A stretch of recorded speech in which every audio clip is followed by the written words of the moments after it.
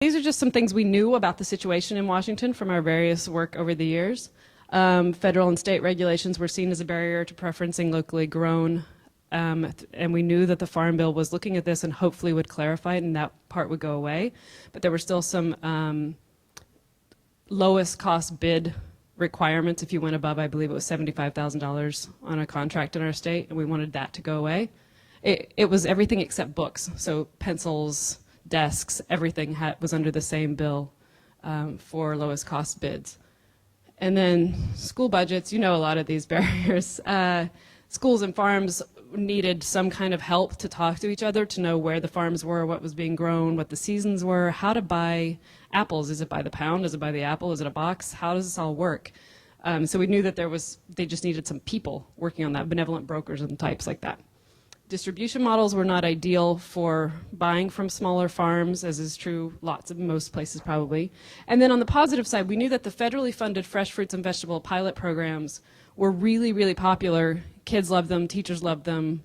The funding was really great for being able to buy locally grown food, which wasn't a requirement, but it was happening in some cases, partly because Patrice Barentine, who's back here, and her partner Fred Berman at Small Farms and Direct Marketing in WSDA were supporting schools in making that decision, even though it wasn't required. So you'll, very quickly, let me go back. We based what we thought would be policy recommendations on this knowledge. And what came out of it is here, but like I said, I'm not going to take the time to go over it. One of the key pieces, though, was that we used the success of the federal fresh fruits and vegetable program to do a Washington-grown fresh fruits and vegetable program that I think was one of the key popular things in here. It's also going to be one of the fastest to implement, and that's already happening. So who was involved? All the people that we called and asked for help. And then that Washington Environmental Priorities Coalition of 26 environmental groups. They were really experienced at this. They've been doing it for several years now. They have a really great track record of success. And Mo McBroom, the policy director at Washington Environmental Council, pulled together the team to figure out what needed to happen and then made it happen. Public agency staff and practitioners, people on the ground all around the state. I would say that it's very key. This who's involved is incredibly important, as Marion was saying.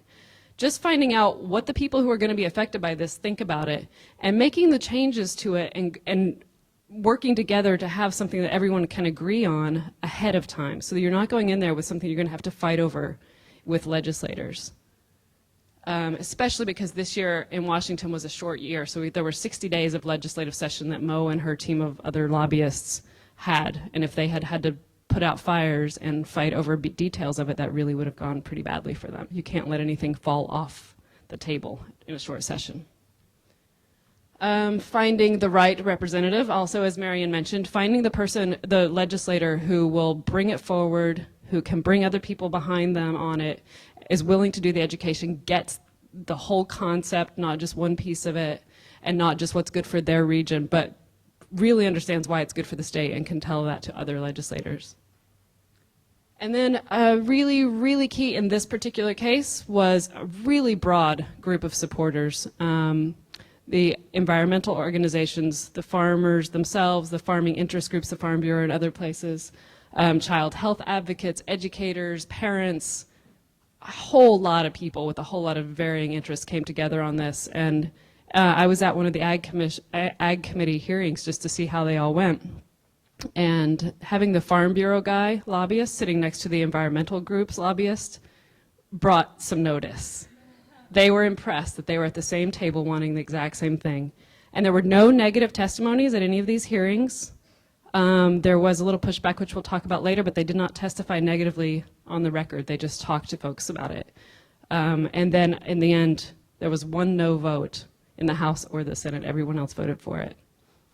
And then the media was a very key partner in this. We learned a lot about that yesterday, and I think Washington learned a lot about that in the process of getting this bill through. We had someone who would have probably been here for that panel, Jennifer Langston at the Seattle Post-Intelligencer, who took an interest in food issues also about a year ago, came out of the woodwork. We didn't know her. She'd been working on completely different issues. And she started writing about farm to school. And she really delved in and learned what the obstacles are. There was no bad guy. The schools weren't considered evil for serving horrible food. The farmers weren't charging too much. I mean, she really looked into why each stakeholder had the problems they had and what it would take to solve that. So she was a great educator of the public during this. And then there were also articles all around the state. So it was really, really pushed forward in the public eye through the media. The benefits, I think they're obvious. But I think the big thing is that the way the package was put together really addressed a lot of concerns that mattered to a lot of kinds of people. So the health of children, childhood obesity prevention, people who were focused on that were come on board.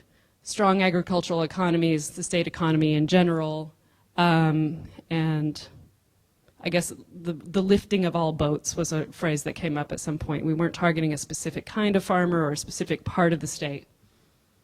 And then the preservation of farmland and open spaces and the environmental land and water stewardship benefits of farming and open land in Washington. And also, the way Mo pitched it to legislators was, we have a chance to be a leader. Lots of states are looking at farm to school. Lots of states have some kind of legislation in place. Some of it's not funded. Some of it is, but on a smaller level. And she really wanted them to understand that they had a chance to be leaders in this field and really put forth the biggest, most comprehensive package that would cover all the areas that we identified of need.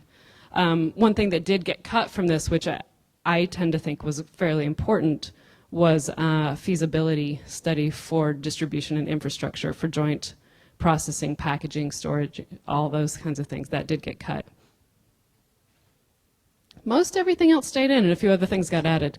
I just also want to acknowledge that there were farm to food bank and some other farmers market, EBT and debit card measures in this, some farmers market nutrition program voucher pieces. There were definitely some other pieces. I'm focusing on the farm to school part of the bill. I'm not going to go through these and read them all to you, but these are just some examples of how the selling points were used in quotes from various people around the state. This was King County Executive Ron Sims for Washington State. Local Farms Healthy Kids provides more healthy food choices for kids while supporting local economic development and food from local farms. All the different benefits came together really well in some nice, quotable, it's good for the environment, it's good for society, it's good for kids, it's good for our economy. This is actually an example of a small processor distributor who was quite supportive and outspoken and did an op-ed. And that was another thing. Mo managed to pull together op-eds from people on all sides of the issue. So there was a lot of press from individuals, not just reporters. And I'm going to skip through these because I don't know if I'm behind, but I guess that I probably am. Oh, and then there were some students who were involved. And actually this quote, some of the sort of peripheral issues that were addressed by this that we didn't really see a lot of in the quotes and in the media. Local food will help develop good eating habits at a young age, urban impact kinds of things. And they're not peripheral, they're central to this. But as far as the messaging, I think that they only came up a few times to the people who really focus on those issues.